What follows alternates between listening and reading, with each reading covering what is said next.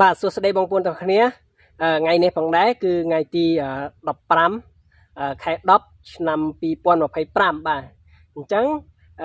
សម្រាប់ថ្ងៃនេះខ្ញុំនឹងមកធ្វើការបាញ់នៅចន្ទទីរបស់ខ្ញុំបាទនេះបងប្អូនទាំងអស់គ្នាតែងតែចង់បាននៅចន្ទទីដែលលាស់ត្រួយមកស្អាតអត់មានសត្វតិចមែនអត់បាទអញ្ចឹងខ្ញុំប្រើថ្ងៃនេះខ្ញុំមាន2មុខបាទនេះspeed ថ្នាំសត្វល្អិតបាទបងប្អូន speed ថ្នាំសត្វល្អិតបូកជាមួយនឹងSilver Nano បាទអានេះគឺជាផលិតផលរបស់ថៃបាទអញ្ចឹងបងប្អូនមួយចំនួនប្រកាសជាឆ្ងល់ហើយថាហេតុអីបាននៅតែប្រើផលិតផលថៃទៀតបាទអញ្ចឹងផលិតផលថៃនេះយើងយកមកវារៀងយូរដែរហើយប៉ុន្តែយើងប្រើតិនអស់បាទបងប្អូនអញ្ចឹងយើងប្រើសម្រាប់បាញ់ខ្លួនឯងទេអញ្ចឹងទៅបើសិនតែយើងយកទៅដុតចោលដូចអ្នកលក់អនឡាញធំអញ្ចឹងវាខាតយើងបាទអញ្ចឹងអ្វីដែលយើងយកមកហួសហើយយើងប្រើបាញ់ទៅលើដំណាំរបស់យើងឲ្យល្អទៅវាមិនល្អជាងយើងដុតចោលមែនអត់បងប្អូនបាទអញ្ចឹងខ្ញុំក៏មិនមែនថាខ្ញុំបាញ់ផលិតផលថៃ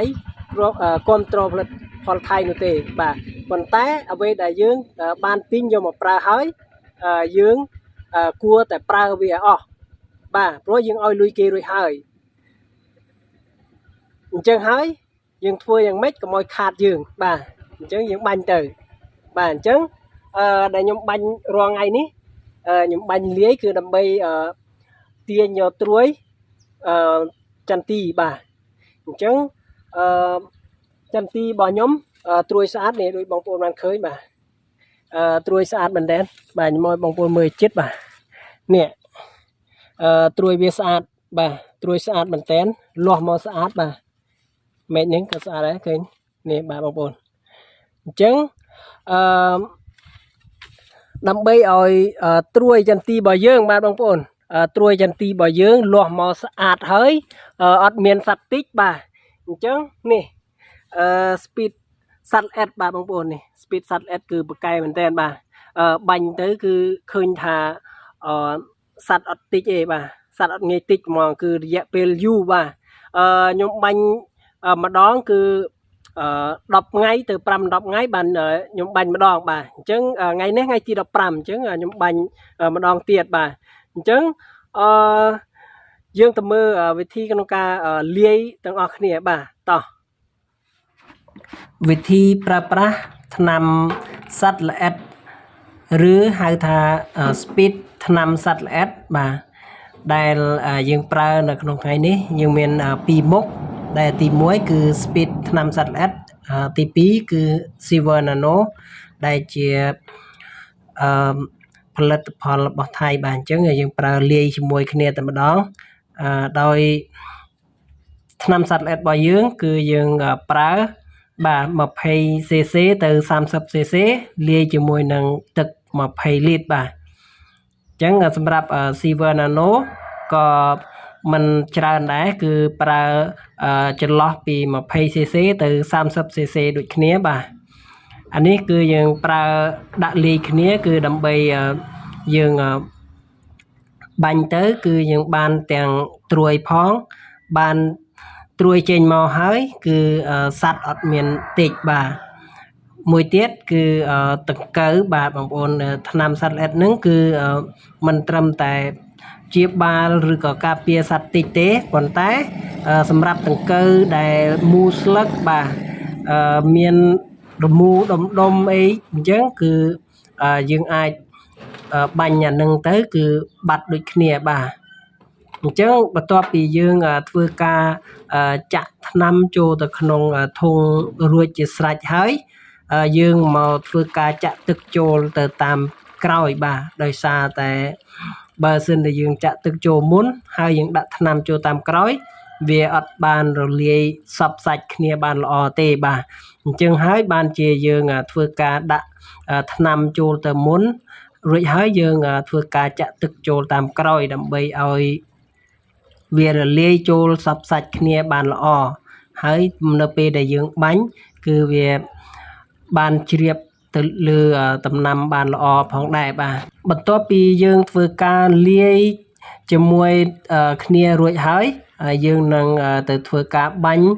ទៅលើដំណាំចន្ទទីរបស់យើងទាំងអស់គ្នាតែម្ដងបាទអញ្ចឹងយើងទៅមើលវិធីក្នុងការបាញ់ទាំងអស់គ្នាបាទសម្រាប់ចន្ទទីដែលខ្ញុំកំពុងតែបាញ់នេះបាទខ្លះវាទើបតែអាយុបាន1ឆ្នាំមួយខ្លះទើបបាន3-4 ខែដែរបាទបងប្អូនដោយសារតែកន្លែងខ្លះវាងាប់អញ្ចឹងណាខ្លះគឺអាយុដល់ទៅ3ឆ្នាំជាងហើយបាទអញ្ចឹងទៅឃើញខ្លះដើមធំខ្លះដើមតូចអញ្ចឹងណាអញ្ចឹងអាណាដើមធំគឺវាអាយុច្រើនមកគួរសមហើយជិតបាន4ឆ្នាំហើយបាទអញ្ចឹងឆ្នាំនេះគឺវាគ្រប់4ឆ្នាំល្មមសម្រាប់ដើមខ្លះណាបងប្អូនប៉ុន្តែយើងលាយជាមួយនឹងSilver Nano នោះគឺដើម្បីយើងបាញ់ទាញយកត្រួយចន្ទទីដែលដើមធំបាទដែលវាដល់វគ្គផ្លែបាទអញ្ចឹងទៅយើងបាញ់សរុបទាំង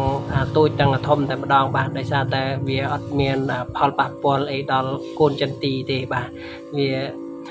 ជួយទាញនៅត្រួយបានផងដែរអញ្ចឹងទៅយើងអាចបាញ់លាយជាមួយនឹងថ្នាំសត្វល្អិតបានធម្មតាបាទ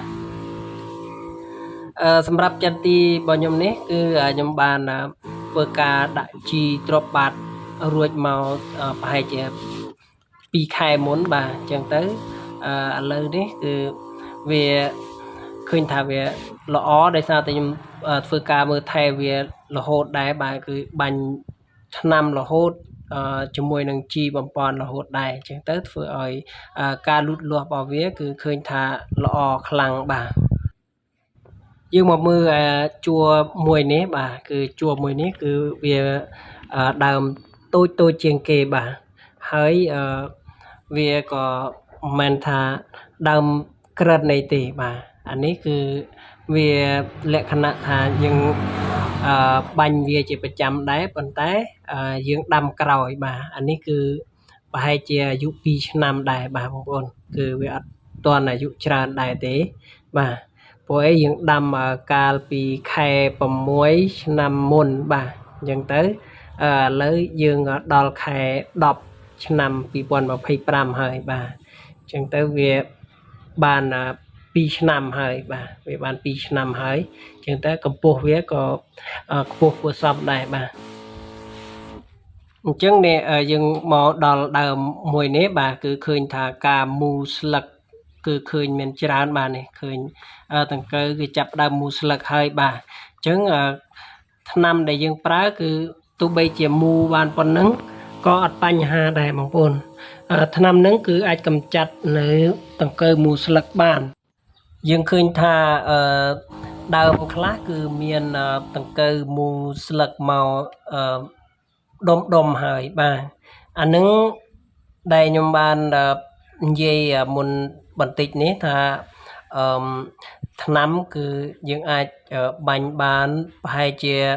10ថ្ងៃទៅ15ថ្ងៃបាទអញ្ចឹងសម្រាប់ថ្នាំដែលខ្ញុំប្រើខ្ញុំបាញ់ជារៀងរាល់ខែនេះគឺខ្ញុំបាញ់រយៈពេលខ្លះគឺ12ថ្ងៃ15ថ្ងៃអីខ្ញុំបាញ់ម្ដងបាទបងប្អូនអញ្ចឹងទៅឃើញថាត្រួយរបស់វាគឺនៅតែល្អហើយសត្វតិចអីគឺសឹងតែអត់មានតែម្ដងបាទបងប្អូនគឺមើលទៅគឺបាញ់អត់ទាន់ជួបទេថាមានសត្វតិចត្រួយអីអញ្ចឹងណាប៉ុន្តែបើតង្កូវមូលស្លឹកមានបាទបងប្អូនមាននៅពេលដែលយើងបាញ់រយៈពេលយូរអញ្ចឹងណាបាទដូចរបស់ខ្ញុំអញ្ចឹងគឺ15ថ្ងៃវគ្គនេះបងប្អូនបាទគឺ15ថ្ងៃអញ្ចឹងទៅឃើញមានការមូលស្លឹកមកដែរប៉ុន្តែយើងអត់ទាន់ឃើញត្រួយណាដែលសัตว์បានតិចទេបាទអញ្ចឹងឃើញថាវាលាស់មកល្អត្រួយណាសម្រាប់ speed សត្វល្អិតដែលបងប្អូនឃើញដែលខ្ញុំប្រើបាញ់មិញហ្នឹងយើងអាចយកទៅប្រើ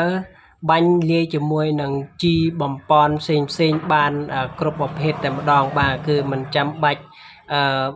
ថាអូប្រើតាមខ្ញុំទេ បងប្អូនមានជីបំពន់ប្រភេទណាបងប្អូនយកទៅបាញ់លាយទៅគឺល្អហើយអត់មានបញ្ហាអីទេបាទសម្រាប់បងប្អូនដែលមានចំណាប់អារម្មណ៍ឬចង់បានថ្នាំយកទៅប្រើប្រាស់បាញ់ទៅលើដំណាំចន្ទទីបានរយៈពេលយូរឬក៏អាចសម្លាប់នៅសត្វល្អិតបានល្អអាចទំនាក់ទំនងតាមលេខទូរស័ព្ទដែលមាននៅក្នុងវីដេអូនេះបានបាទសូមអរគុណ